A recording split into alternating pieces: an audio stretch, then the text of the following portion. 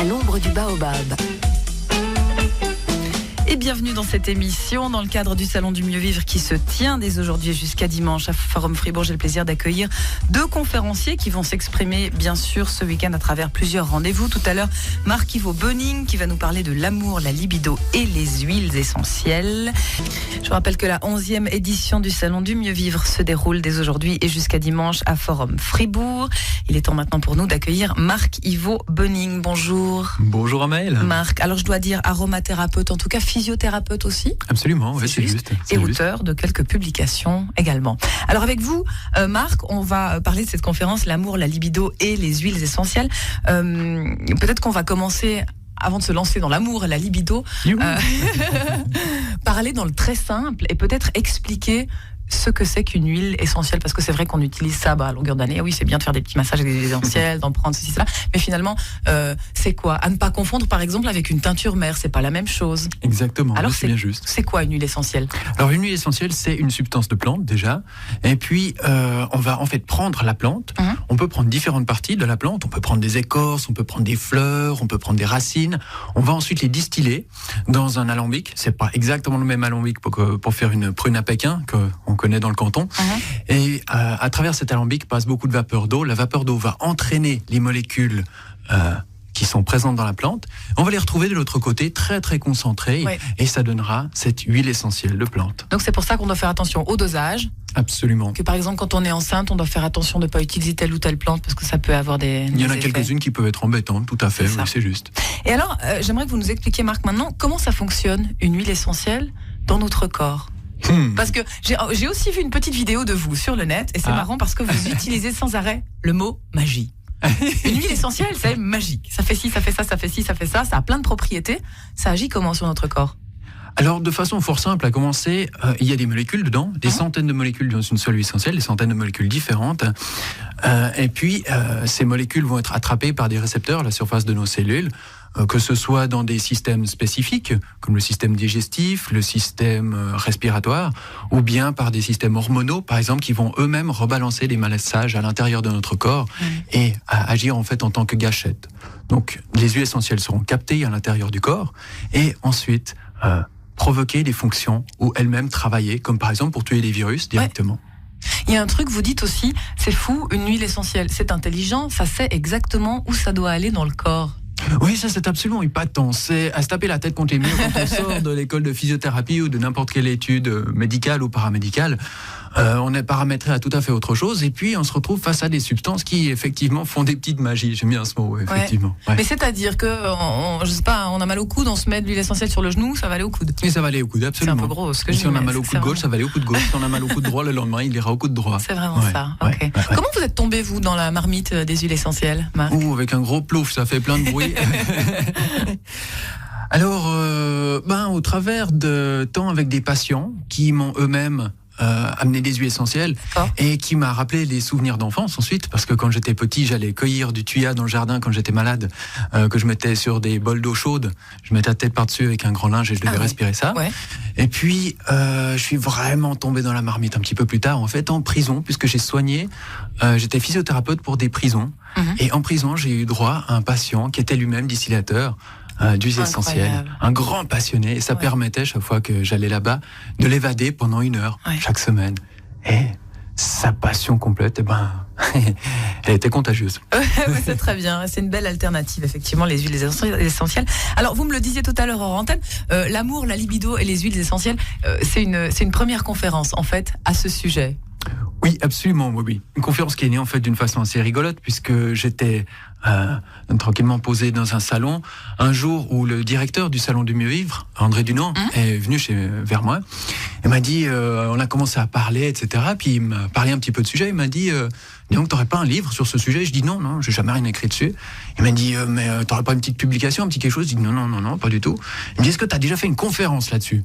Et de nouveau, forcé de répondre non. Il m'a dit, mais est-ce que ça t'a tenté une fois? Je dis plein de fois. Mais j'ai jamais osé franchir le Rubicon. Et il m'a dit, si tu l'as fait, fais-la à Fribourg, viens-y. Et puis je suis venu avec grand plaisir pour la faire. Donc vous aviez déjà évidemment travaillé un peu là-dessus, mais peut-être à titre privé ou pour essayer dans votre coin. Le travail, quand il est à titre privé sur ce sujet, il devient très privé, le titre, effectivement.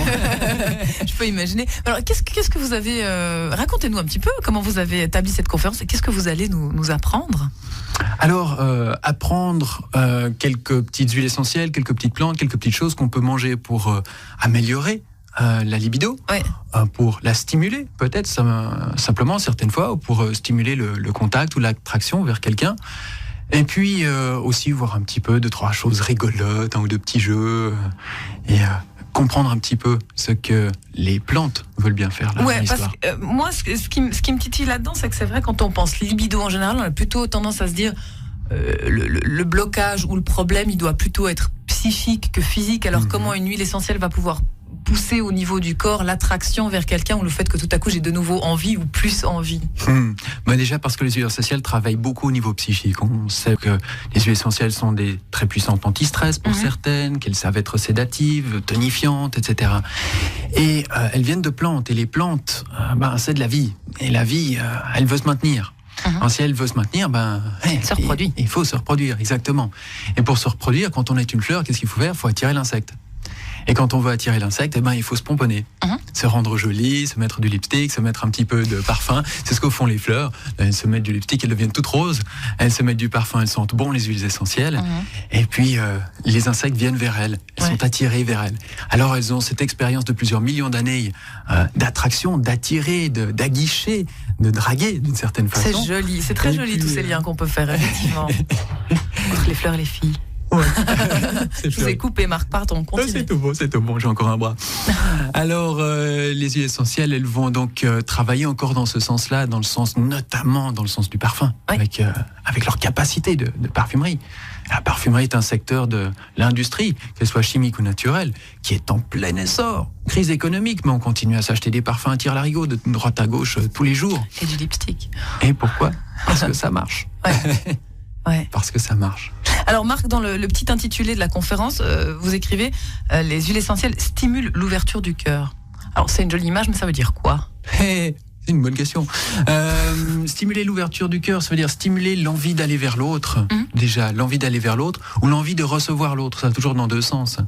Et on ne connaît pas simplement d'huile essentielle qui aide à diminuer un petit peu la peur d'aller vers autrui, qui aide à diminuer cette appréhension qu'on peut avoir à parler avec la personne qui est assise à côté de soi dans le bus, en face de soi à l'émission de radio. Et puis, il y en a d'autres qui aident à effectivement recevoir plus facilement ce que l'autre dit, ce que l'autre va nous faire comme compliment, ce que l'autre va nous émettre comme intention. C'est quoi les plantes de l'amour, Marc Ivo Bonning, alors? À quel niveau de l'amour? Je ne sais pas, de quelles plantes vous allez nous parler? Plein de différentes. Des plantes archi connues, des plantes qu'on connaît depuis très très longtemps et qu'on utilise depuis très longtemps dans plusieurs continents, comme par exemple le gingembre, tout bêtement, tout simplement. On ne va pas réinventer le monde non plus. Le bon vieux gingembre que les dames sénégalaises pendaient à la ceinture de leur mari. Elles trouvaient qu'il manquait un peu de vigueur. Excellent. Le gingembre qui tout simplement donne effectivement pas simplement de vigueur et de tonus. Des plantes comme ça. Vous nous imaginez en ville avec des ceintures de gingembre. Ce serait joli. La mode va peut-être bien un jour, on ne sait pas. En tout cas, c'est afficher les problématiques. Un peu, Alors, gingembre, pourquoi d'autre? Des plantes comme la nigelle de Damas, tiens. Ça, je ne connais pas, par exemple. Pas grand monde connaît, malheureusement. Sauf quelques jardiniers qui la plantent dans leur jardin. C'est une plante qui stimule, en fait, à oser parler de soi et puis oser dire son amour. Et ça, c'est assez rare, assez joli. Et c'est pas l'élixir qui manque depuis 5000 ans à l'humanité, mais franchement, elle peut aider à stimuler, à tomber un petit peu amoureux. Et vous, Marc, pour préparer cette conférence, vous avez dû fournir beaucoup de travail, faire un peu des recherches, ou toute la matière était là, vous avez simplement composé? Alors, un mix des deux.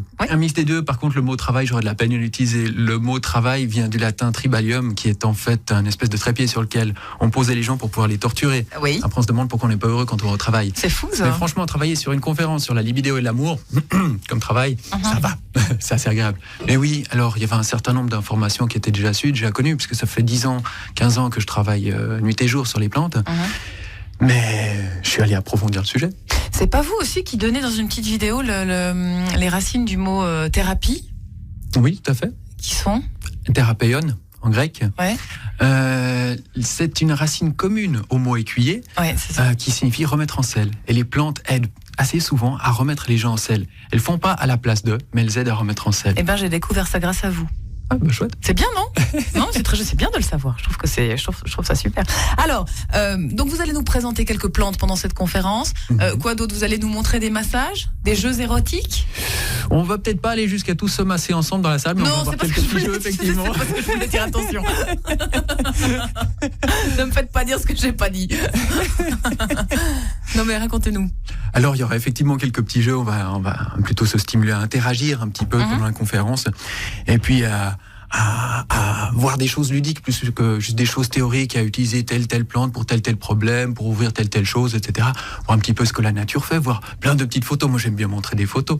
J'adore aller sur Internet, travailler, à chercher plein de petites choses qui peuvent faire rire. Voilà, rassurez-vous mesdames, messieurs, on va pas faire des choses bizarres tous ensemble pendant les conférences de Marc-Yvo Boening. Alors vous allez donner votre conférence, Marc-Yvo, vendredi et samedi. Vous avez les horaires en tête parce que moi je ne les ai pas. Alors 18h15 le vendredi, donc ce soir, et puis 19h20 le samedi, donc demain soir. Bien. Et comment on l'a fait pour Jacques Martel? J'aimerais aussi vous donner la possibilité peut-être d'annoncer une ou plusieurs de vos publications. Vous avez des très jolis livres. Là, vous m'en avez passé un qui s'appelle La soupe, bonheur et servi. Absolument, c'est le petit dernier, d'ailleurs, le petit dernier.